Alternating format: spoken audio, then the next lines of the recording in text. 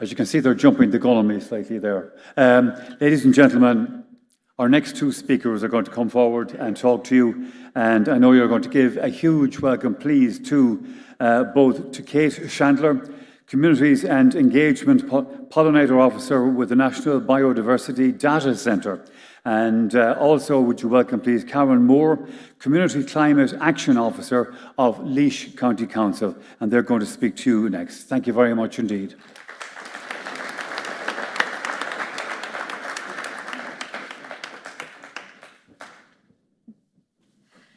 Good morning, everyone. Lovely to see so many of you here. Thanks. Brilliant. Important tool. I'm Kate Chandler. I'm the Communities and Engagement Pollinator Officer for the National Biodiversity Data Centre. And the All-Island Pollinator Plan, which I work on, is a framework bringing together different groups and different sectors across the island of Ireland to create a landscape where pollinators can survive and thrive. And I'm going to try and be quick and not give you too many slides, but I'm going to share with you some practical ideas today on how you might be able to help biodiversity in your sheds. And so many of you are already doing this already. We've already heard today bird boxes, bat boxes, nesting boxes, containers. I've been chatting to a few of you this morning about the work you've been doing, which is fantastic. But hopefully, whether you've been doing this work for a while and you want to know what else you can do, or if you're just getting started and you want to know how, hopefully this will give you some ideas. And everything I'm going to be talking about can be found on our website, pollinators.ie. But before I talk about any of that, I just want to ask, why pollinators? Why are we focused on this group of tiny insects? And there's a couple of answers to that question, really. As you know, pollinators transfer pollen between flowers, helping them reproduce. And because of that, everything hinges on them. About 78% of plants, wild plants on the island of Ireland, depends on insect pollination. So everything that keeps our island green and beautiful, the trees, the flowers, the hedgerows, everything depends on these guys. So they are hugely important. And globally as well, I think it's about 100 crops provide 90% of the world's food, and of those, 71 are pollinated by bees. So we really rely on them for our own food supply, livelihoods of farmers and other businesses connected to crop production, and also just for the health of our wider environment and all the other insects, birds, mammals that rely on that as well. In Ireland, we have 100 different types of bee, which is a number that kind of astonished me when I first heard it, because you wouldn't think that there are that many, but there are. One of those is our native honeybee. They live in hives and are often looked after by beekeepers. And of the rest, about 20% are bumblebees, this one in the middle up here, and 80%, the vast majority of them, are what we call solitary bees, the one on the far left here. And they're called solitary bees because they nest on their own. They often don't look like bees at all. They look like flies or wasps. And they're the ones who would be using your bee hotels or insect boxes, because they like to, a lot of them like to nest in wood. And it's these guys, it's the bumblebees and the solitary bees that are the ones that are really in trouble. About a third of them on the island of Ireland is threatened with extinction. But the good news is there are really simple things we can do to help them, and that can roughly be broken down into two things, and that's providing food and providing shelter. So first of all, providing food. Pollinators need good sources of nectar and pollen, and native plants in that regard are always the best because they have evolved alongside each other, so they're perfectly adapted to give pollinators what they need. And these include native flowering hedgerows and trees, but also wildflowers. And when I say wildflowers, I'm not talking about what you get in a wildflower seed packet, because often those aren't native at all. What I'm talking about are the flowers that pop up naturally when we just give them a chance to grow. Things like dandelions and clovers and bird's foot trefoil, and we can help them grow by just mowing a little bit less. And some of you might have done No Mow May, and hopefully you've seen for yourself how if you give them a chance, they'll actually grow. But reducing mowing isn't without its challenges.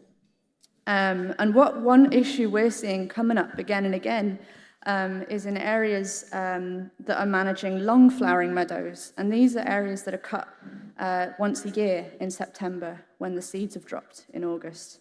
And they're fantastic habitats. You get loads of wildflowers growing in there and beneficial grasses. It provides food, provides nesting sites for pollinators over the summer. And they don't need to be large. They can just be verges or small patches of grass. But when they are large, it can be a bit hard to know what to do with all the grass growth in September. It can be a bit overwhelming.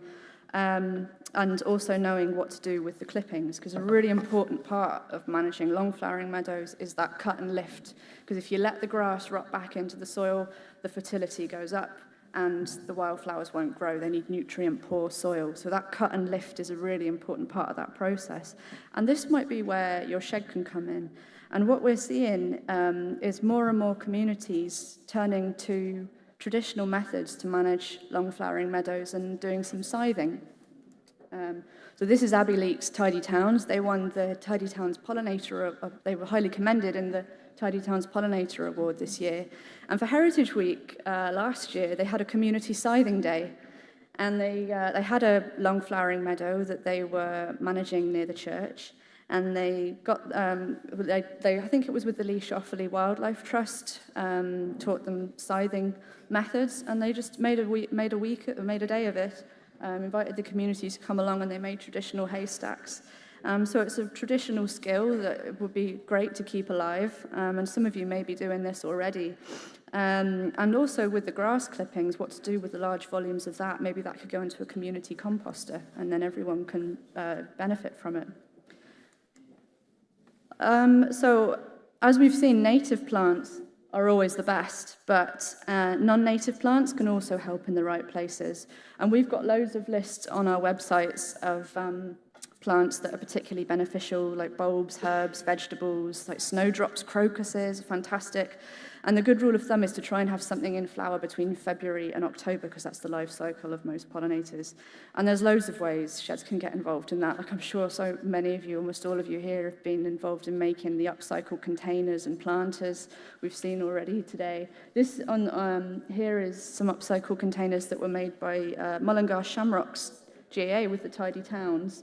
And they actually went a step further and made a whole sensory garden. And sensory gardens, some of you might have heard of, they're getting more and more popular. They're about creating opportunities to connect with nature through the senses. So you might have colourful flowers, you might have herbs that smell nice, you might have apple trees and fruit trees that you can pick fruit from and eat. And more, as we're finding that nature is so important for our own health and well-being, we're seeing more and more of these sensory gardens popping up. So that's our sensory garden flyer. It gives you a little bit more information. You can download that on our website. But that, if you want to really get your teeth into something, that might be something to consider doing with in collaboration with another group in your community. And then moving on to providing shelter. This is another really important thing for pollinators, because most bees don't actually live in hives. Bumblebees nest in long grass, and solitary bees, most of them actually nest in the ground. I skipped past that photo there. You see those little holes in the bank? That's solitary mining bee nesting holes. They burrow into the soil there and lay their eggs. So helping them can be as simple as scraping back some bare earth. But the cavity nesting solitary bees, they're the ones who would be nesting in your bee boxes, and you can see the one there. If they're plugged up like that, that's a good sign. That means someone's in, and they've laid their eggs there, and the bees will be coming out, baby bees will be coming out in the spring. So look, I know loads of you have been making bee boxes already. It's a fantastic project for the shed. It can be as simple as just drilling some holes in some spare unvarnished pieces of wood. We've got guidelines for how to do this on the website if you want some ideas. What we'd recommend is keeping them quite small, because what we're finding is the bigger ones can start to attract predators and birds. It's like a buffet for them. So if you want to be making those, try and keep them quite small and make sure they're near a food source as well, because bees tend to forage quite close to where they're nesting. And just whizzing through here, so that's the nesting habitat guide on our website. It's all free to download. Another way you can help pollinators, and this is often overlooked, but it's really important, is actually recording them, because we won't know what we're doing is working unless we're actually keeping track of numbers. And it's a really useful thing to do if you're trying to take action for pollinators in your area. You can do a survey of them at the start, see what's there, and then later on, and you'll be able to get a sense of how that's improving. The numbers are going up. And there's a couple of ways you can do this. There's what we call a flower insect timed count, which is, or a fit count. And that's where you watch a patch of flowers for about 10 minutes and count how many insects visit. And we've got a free app for that. It's a really nice one to do with a cup of tea. You don't need to be an expert. You just need to know the difference between like a bee and a butterfly. And that's a really handy, quick one to do. If you really want to get your teeth into something, the bumblebee monitoring scheme is a bit more involved. That's where you walk a 1 to 2 kilometre route once a month and count the different types of bumblebees that you see, and that requires a little bit of training. There's a free course on our website, all the different types of bumblebee, but that's really helpful for us because it helps us track bumblebee numbers, and information about both of those on our website. And finally, as we've already seen today, and as you know yourselves, as with everything, you have more impact when you work with others, and no one knows your community better than you. And we've already heard today how crucial you are at being that glue that keeps your community together. So sometimes a good place to start is finding others who want to do similar work. And there are loads and loads of campaigns now and projects going on in different organizations for biodiversity. Like, you might have a Tidy Towns group who wants to work towards the Pollinator Award. There might be a Green Schools. There might be a GAA doing the Green Clubs program. And new this year, if you have a local church, they might be doing the Return to Nature initiative, which was launched earlier this year by the Irish Catholic Bishops' Conference to turn 30% of churchyards biodiversity friendly. So the will might be there and the interest might be there, but people might not have the skills or know where to start or the tools. So working with others might be a good place to start. And I'll just sort of leave you with a really hopeful thought, which is that even though pollinator numbers are in decline on the island of Ireland, what we're seeing now, and this is fantastic, is that local populations are increasing in places where action is being taken to help them, and that's because of community groups who are, mowing less, planting the right types of flowers, that are making an effort to work together to help pollinators. So we know what we're doing is working, we just need to do more of it. Those are a few of those initiatives that I was mentioning just there. So I'll leave you with that. As I say, there's loads of information on our website. We've got guidelines for community groups, farmers, businesses, schools, plant lists, signage templates. So do go and take a look, and well done on everything you're doing already, and good luck with all of your work, and thank you for listening.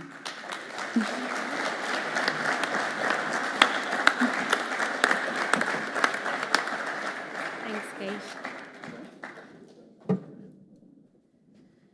Good morning, everybody. Thanks very much for having me here today. I'm Karen Moore. I'm the Community Climate Action Officer for Laois, so I work with Laois County Council.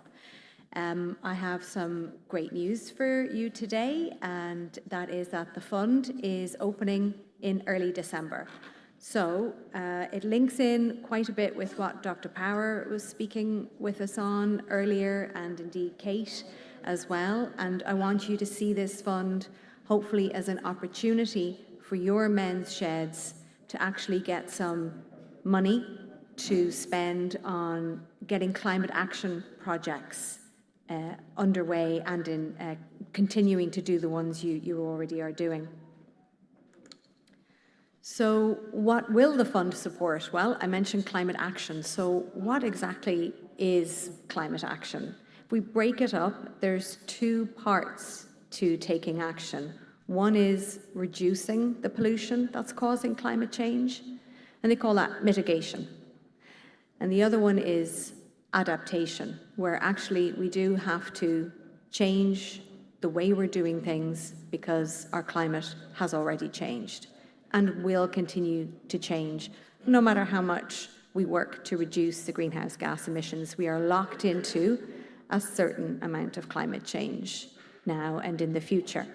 So there's the two parts of climate action. But when we look at what the fund, the Community Climate Action Fund, will support, and I just want to stress the fund is available at a national level. So although I'm working for Laois, working with Laois County Council, there's one of me in almost every city and council, city council and county council in Ireland. The only one we're missing at the moment, I think, is Donegal, but they will be in situ soon to allow you to access this fund. So breaking down a little bit into what the fund will actually support in terms of direct climate action. Well, one of the things is that mitigation piece I mentioned, where we're trying to reduce greenhouse gas emissions. So projects that will do that.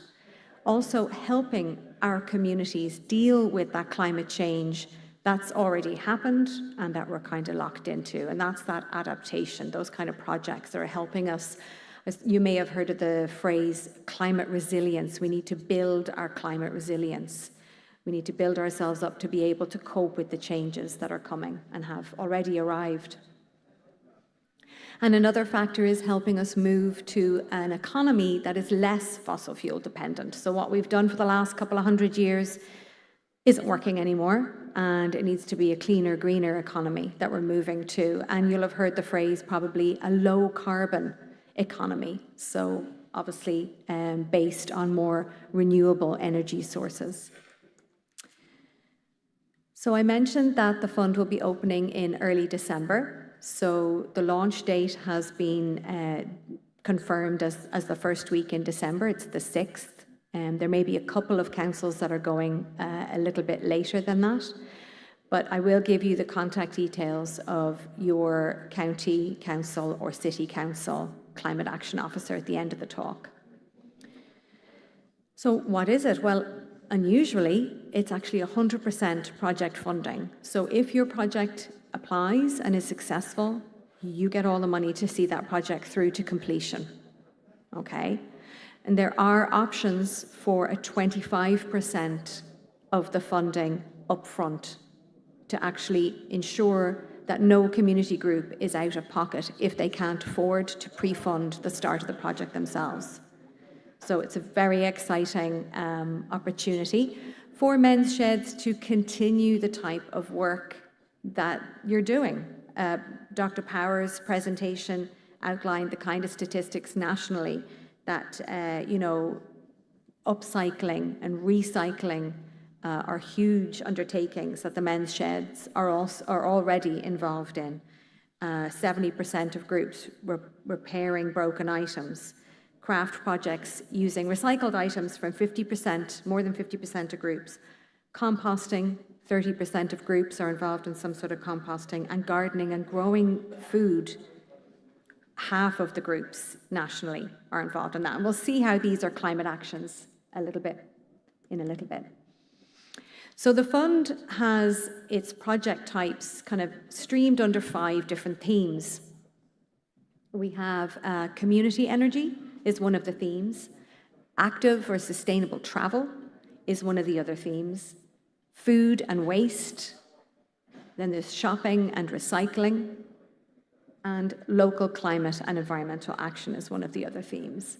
And as I'm going through, again, I'd like you to think, well, what are we already doing that we actually do need help to buy materials for?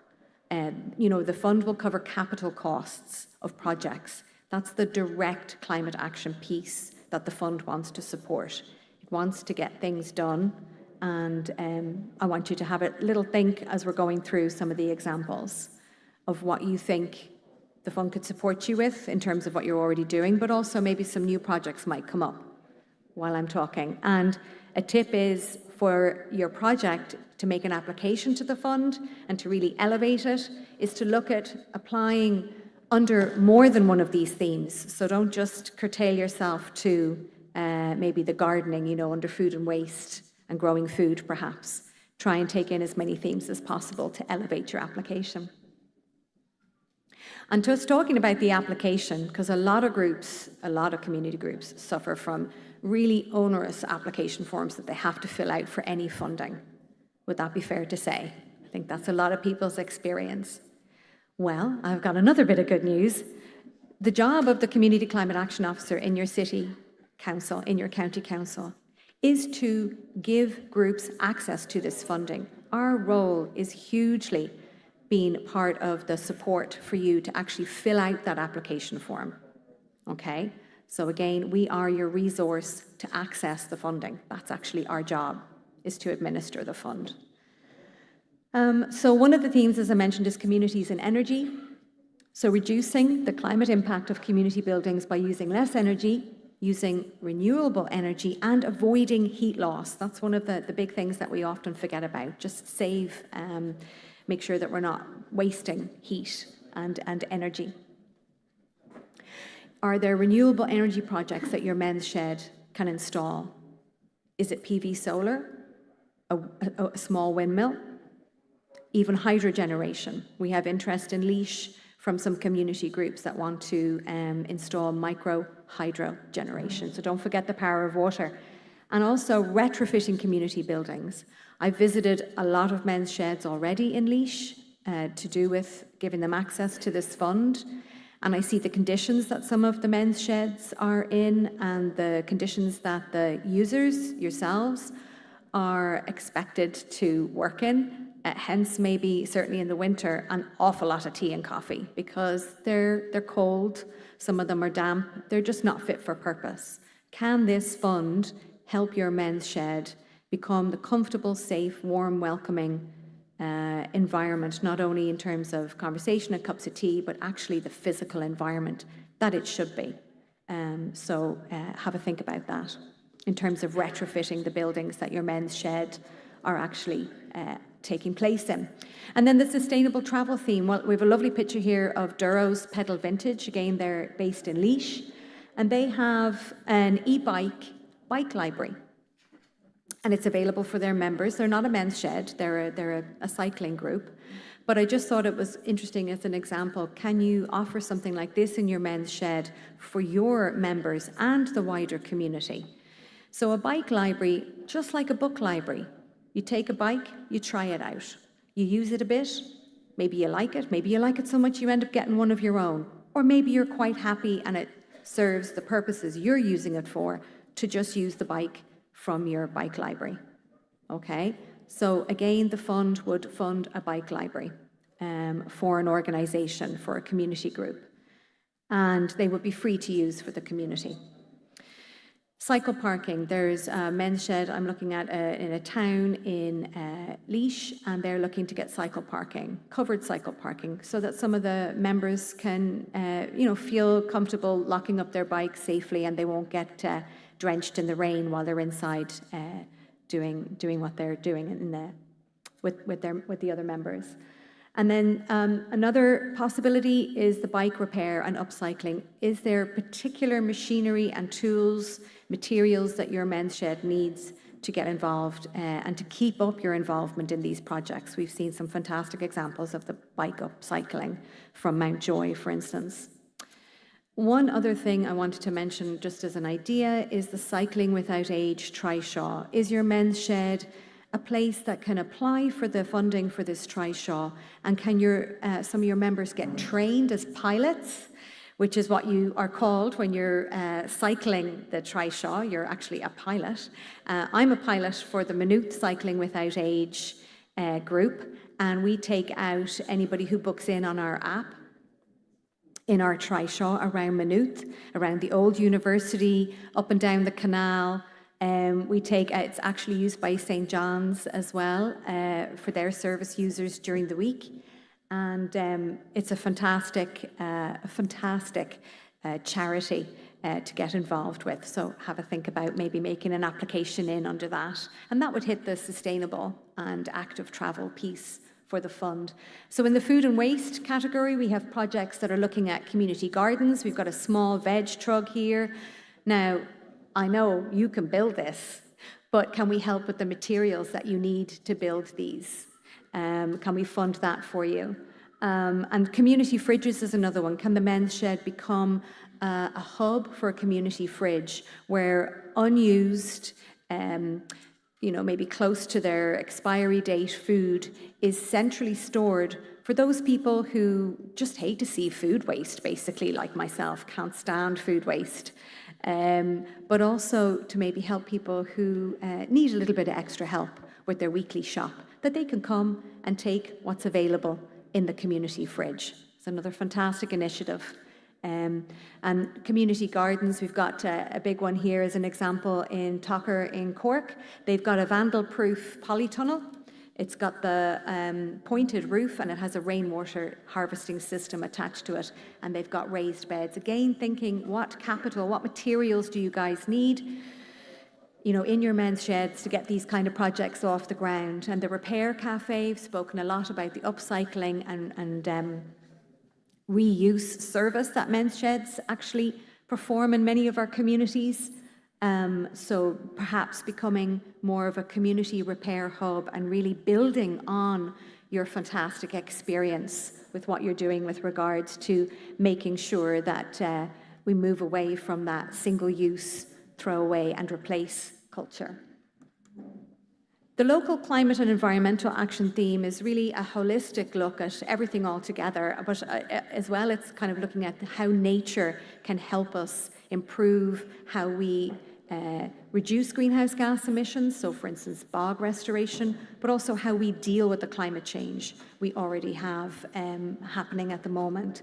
And we've got projects under there, mini forests, pollinator projects, which Kate of course went into fantastic detail on, the opportunities there, energy gardens, roof gardens, and dispersed orchards. Again, linking in with the pollinators, the dispersed orchards are an idea where a community gets together to plant the trees that pollinators will fertilize. And so you have an orchard not in a traditional square area that you would often have historically, but actually throughout a community, and the pollinators can move from one food source to another. So I suppose if you're thinking about these bigger, you know, greening projects, think about your men's shed and what land you own or indeed have leased, because you just need a 5-year minimum lease. That's all you need to access the fund, depending on where your men's shed is. Can you do some of this around and on, say if it's a roof garden, in, you know, your men's shed? As an example, here's the 5 themes in one building. So we've got a community group. They've got all 5 themes represented in their application. They're planting a mini forest around the building. They've got monthly repair cafes happening, and they've got a water refill station to reduce plastic bottle use. They've got garden allotments and community composting. And Kate mentioned a fantastic idea of helping groups that are struggling with the meadow cuttings as well. The sustainable travel, installing cycle parking, having bike repair sessions, and with the actual building, retrofitting, making it warmer, a better place to be, and maybe even getting a renewable energy source in there. I do want to mention, there was some figures up on that slide. So I do want to mention the kind of project scales that you can apply for to the fund. So we have it all the way up to €100,000 is the max for one project. So we have small projects are considered up to 20,000. We have another scale then, medium, are considered 21 to 50,000. And then the larger projects go from 51 to 100,000. And I'll stress again, that's 100% funding. So thinking about what your men's shed might like to apply for, contact your local community climate action officer. As I said, there's one of me in every city and council and county council, except Donegal, unfortunately, at the moment.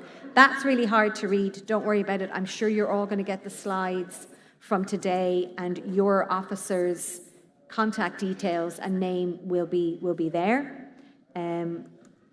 And yes, thank you very much, and delighted to be here and speak to you all today. And if you have any questions, I'll be happy to answer them if I can, if we have any time. Thank you very much.